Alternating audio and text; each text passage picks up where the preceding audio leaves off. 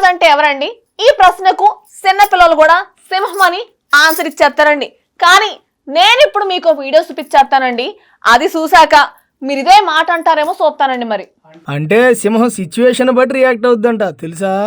గూగుల్లో చూసొచ్చి చెప్తున్నావా అబ్బాయి? అక్కడ ఉంది సింగిల్ సింహం కాదు, పెద్ద గుంపే ఉంది. కానీ అక్కడ వచ్చిన ఒకే ఒక్క అసలు సిసిన రాజును చూసి రన్నింగ్ మొదలెట్టేసే తెలుసా? ఇంతకీ ఆ రాజు ఎవరనే కదండి మీ డౌట్ అనుమానం. డైరెక్ట్ గా చూపించేస్తే మీకే చాలా థ్రిల్లింగ్ అనిపించేస్తుంది. మరి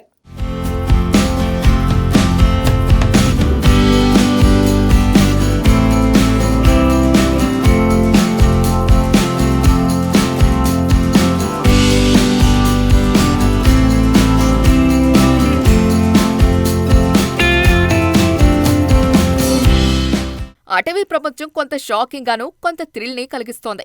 ఊహించినట్టుగా ఏది జరగకపోవటమే ఇక్కడ వింత. ఈ రకమైన వీడియో సోషల్ మీడియాలో ఇప్పుడు వైరల్ అవుతోంది. అడవి మధ్యలో ఓ చెట్టు కింద సింహాల గుంపు చాలా గర్వంగా విశ్రాంతి తీసుకుంటున్నాయి.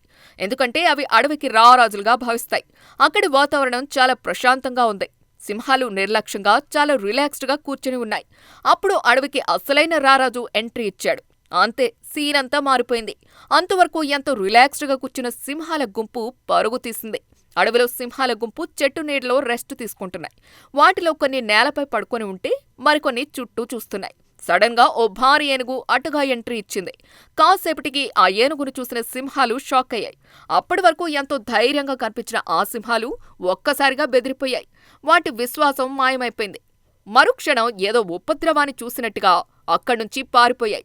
ఆ సింహాల మంద అంతా ఒక్క క్షణం కూడా ఆగకుండా పారిపోయింది. ఏనుగు మాత్రం చాలా రిలాక్స్డ్గా నెమ్మదిగా నడుస్తోంది. చివరకు మిగిలిన ఒక్క సింహం కూడా అక్కడ్నుంచి మెల్లగా జారుకుంది.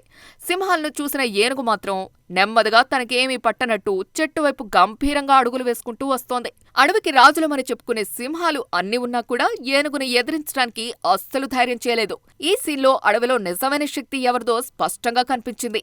ఈ వీడియోని లక్షలాది మంది వీక్షించారు. చాలా మంది దీనిని లైక్ చేశారు.